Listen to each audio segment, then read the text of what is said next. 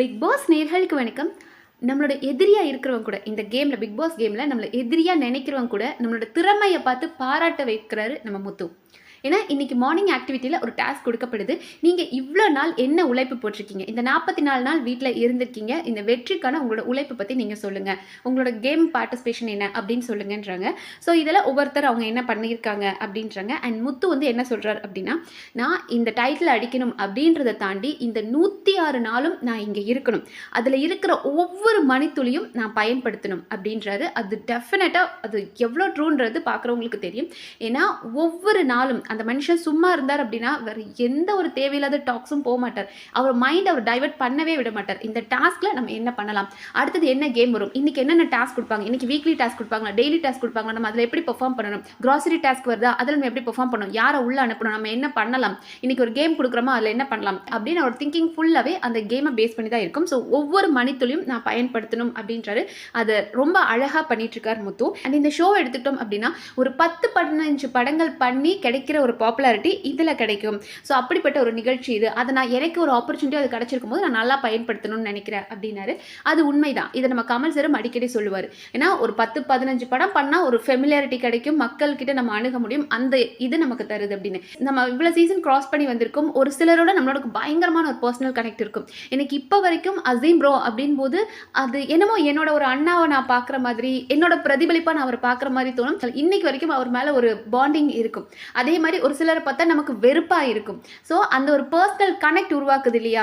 எத்தனை சீசன் ஆயிடுச்சு, 2 வருஷம் ஆனாலும் அசீம் ப்ரோ நினைக்கும் போது ஒரு ஹாப்பினஸ் இருக்கும். அவரோட போல்ட்னஸ் நினைக்கும் போது வேற லெவல் தான் இந்த மனுஷன் அப்படின்னு தோணும். இன்னைக்கு முத்துவை பார்க்கும்போது நல்லா விளையாடுறானே இந்த கேமை, இத்தனை பேர் சும்மா டம்மியாக உட்காந்துருக்கும் போது அவன் ஒருத்த மட்டும் அந்த கேம் ஃபோக்கஸ்டாக போகிறானே அப்படின்னு ஒவ்வொருத்தர் மேலே நமக்கு ஒரு ஒப்பீனியன் வரும்.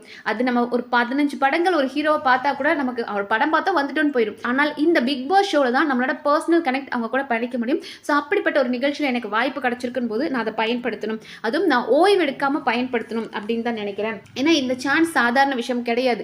அதனால என் சிந்தனை முழுவதுமே நான் இந்த ஷோக்காக மட்டும்தான் கொடுத்துருக்கேன். என் சிந்தனையை நான் வேற எங்கேயுமே டைவர்ட் பண்ணலை அப்படின்னாரு. அது பலருக்கும் செருப்படியாக இருக்கும்.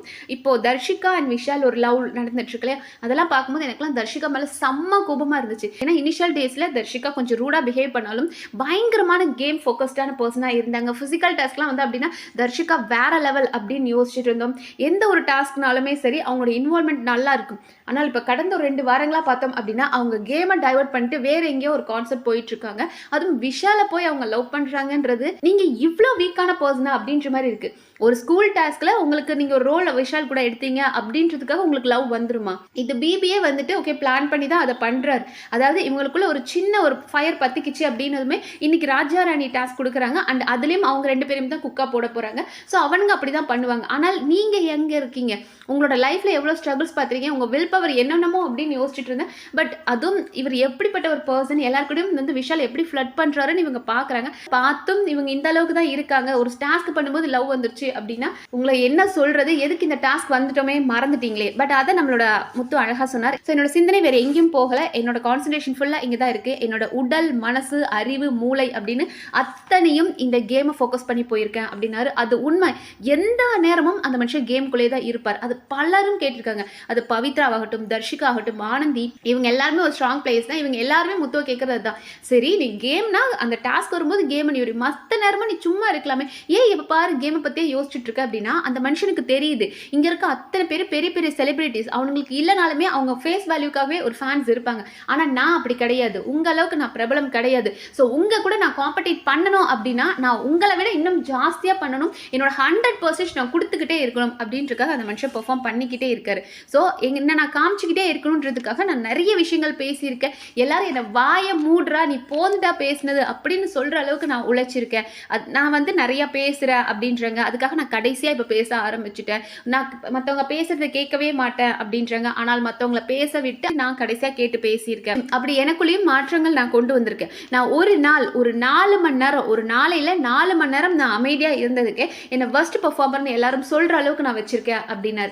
இவனுங்களாம் நினைச்சிட்டானுங்க அவனை பெஸ்ட் பெர்ஃபார்மர்னு ஈஸியாக சொல்லிட்டு போயிடலாம். ஆனால் அந்த மனுஷன் அதுக்கும் தரமான ஒரு செருப்படி கொடுத்தார். இந்த வீட்டில் எனக்கான அடையாளம்ன்றது எல்லா இடத்துலையும் இருக்கு. ஒரு நாள் என்னை சப்ரஸ் பண்ணி நான் கொஞ்சம் வச்சிருந்தா கூட நான் இல்லாத வீடே உங்களுக்கு வீடு மாதிரியே இல்லை. அதனால தான் நீங்கள் ஒவ்வொருத்தரும் தான் வெறும் ஒரு 4 மணி நேரம் அமைதியாக இருந்ததுக்கே என்னை பெஸ்ட் பெர்ஃபார்மர் நீ காணாமல் போயிட்ட அப்படின்னு சொல்றீங்க.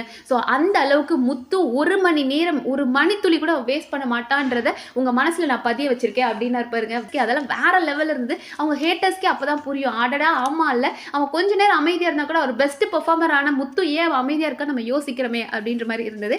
அண்ட் அவர் சொல்றாரு, நான் வந்து பசங்க அணி எங்க பாய்ஸ் டீமுக்காக நான் நிறைய பண்ணியிருக்கேன். ஆனால் பாய்ஸ் டீம்ல வந்து ஒரு சிலரே வந்து நீ வந்து மங்க வைக்கிற, எங்களோட உழைப்பை மங்க வைக்கிறேன்னாங்க. ஸோ அந்த அளவுக்கு நான் உழைச்சிருக்கேன், என் டீமுக்காக நான் பெர்ஃபார்ம் பண்ணியிருக்கேன், ஆனால் என் டீமை விட நான் ஜாஸ்தியாக உழைச்சிருக்கேன் அப்படின்னு அவங்களே சொல்கிறாங்க. அண்ட் முத்து என்ன வேலை சொன்னாலும் செய்வான். முத்துக்கிட்ட ஒரு வேலையை சொன்னால் அவன் முடிச்சிருவான்ப்பா, அவன் எதுவுமே மறுப்பு சொல்லவே மாட்டான் அப்படின்றத நான் காமிச்சிருக்கேன் அப்படின்னாரு. ஏன்னா இப்போ நேற்று கூட மஞ்சரி அண்ட் முத்துக்குமரனுக்குள்ளே இந்த டாஸ்க் கொடுத்தாங்களே, மஞ்சரி இந்த பனிஷ்மெண்ட் மாதிரி எக்ஸசைஸ்லாம் பண்ண சொன்னாங்க. 3 செட்டு பண்ண சொல்லிட்டு ஒரு செட்டுன்னு போதுன்ட்டாங்க.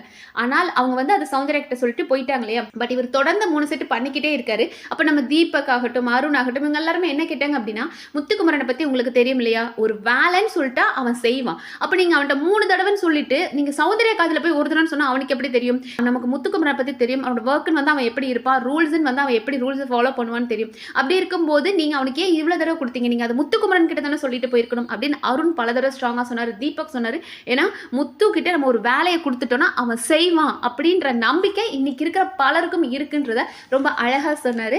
அண்ட் அடுத்ததாக வந்து டாஸ்க், இன்னைக்கு எந்த ஒரு டாஸ்க் கொடுத்தாலும் முத்து போனால் ஜெயிச்சிருவான்ற ஒரு நம்பிக்கை என் டீமுக்கு நான் கொடுத்துருக்கேன்.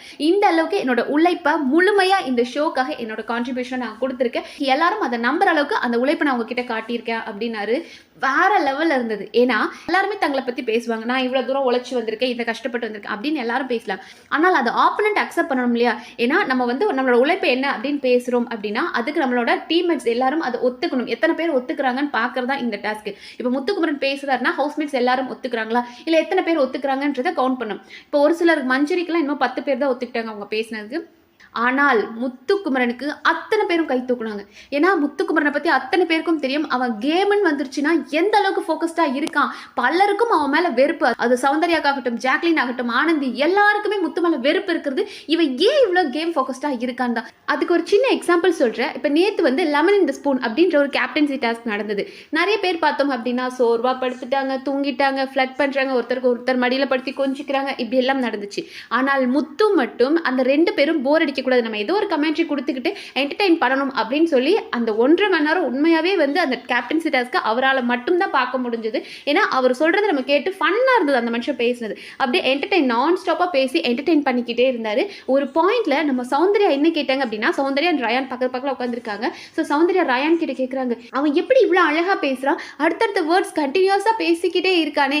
ஏன்னா அந்த ஒரு நம்ம எல்லாரும் பேசலாம், ஆனால் அந்த வார்த்தையோட கோர்வைன்னு இருக்கு இல்லையா, அதெல்லாம் ரொம்ப அழகா இருந்தது. அவரோட தமிழ் உச்சரிப்பு, வார்த்தை, இதெல்லாம் பார்த்து அவன் நம்ம ஆப்பரண்ட் அவன் மண்டை வெடிச்சு செதிரும், ஸ்ட்ராட்டஜி பண்ணி அவன் மண்டை வெடிச்சிரும்னு சொன்ன சௌந்தர்யாவே இவன் எப்படி இவ்வளோ அழகா பேசுறான், நான் ஸ்டாப்பா இவ்வளோ கியூட்டா பேசிட்டு இருக்கான் அப்படின்னு சௌந்தர்யாவை யோசிக்க வச்சாரு நம்ம முத்து. எல்லாருமே முத்து சொன்ன பாயிண்ட்டுக்கு அக்செப்ட் பண்ணி கை தூக்குனாங்க. என்ன நடக்குதுங்க, உங்க ஆப்பரண்ட் எப்போதுமே அந்த ஆனந்தி ஆகட்டும், இல்ல ஜாக்லின், சௌந்தர்யா இவங்கெல்லாம் வந்துட்டு அவர் சொன்னா அக்செப்ட் பண்ணிக்கவே மாட்டாங்க. ஆனால் இந்த இடத்துல ஹோல் ஹவுஸே அவர் கை தூக்கிச்சு. ஆமா நீ சொல்றது கரெக்ட் தான், உழைப்ப நீ கொடுத்துருக்க அப்படின்னாங்க. செம்மையா இருந்தது.